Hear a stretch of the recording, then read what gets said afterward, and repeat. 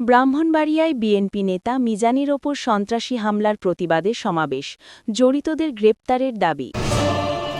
দেখছেন ডিজিটাল ব্রাহ্মণবাড়িয়া.com। আমরা স্বাধীনতা ও উন্নয়নে বিশ্বাসী। ব্রাহ্মণবাড়িয়ার সদর উপজেলার মজলিশপুর ইউনিয়ন বিএনপির যুগ্ম সাধারণ সম্পাদক মিজানুর রহমানের ওপর সন্ত্রাসী হামলার প্রতিবাদে ও জড়িতদের দ্রুত বিচারের দাবিতে সমাবেশ অনুষ্ঠিত হয়েছে। শনিবার ২১ ফেব্রুয়ারি বিকেল ৪টায় মজলিশপুর সরকারি প্রাথমিক বিদ্যালয় প্রাঙ্গণে এই প্রতিবাদ সমাবেশ অনুষ্ঠিত হয়। সমাবেশে বক্তারা বিএনপি নেতা মিজানের ওপর বর্বরোচিত হামলার তীব্র নিন্দা জানান।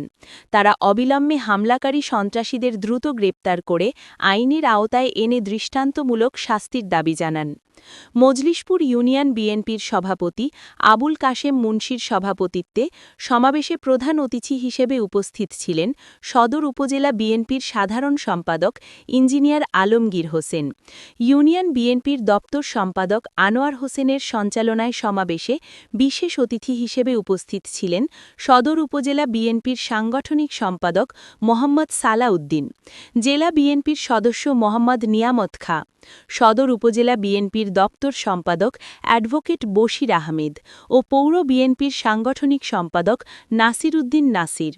এ সময় অন্যান্যের মধ্যে বক্তব্য রাখেন ও উপস্থিত ছিলেন ইউনিয়ন বিএনপির সাধারণ সম্পাদক মোহাম্মদ জিল্লুর রহমান, সাংগঠনিক সম্পাদক মাইন উদ্দিন, সিনিয়র সহসভাপতি মোহাম্মদ সালাম মেম্বার ও আব্দুল আওয়াল, ইউনিয়ন যুবদলের সভাপতি নাসির উদ্দিন ও সাধারণ সম্পাদক মইনুল ইসলাম, ইউনিয়ন স্বেচ্ছাসেবক দলের সভাপতি মোহাম্মদ মুবারক হোসেন ও সাধারণ সম্পাদক মোহাম্মদ মাসুম মিয়া।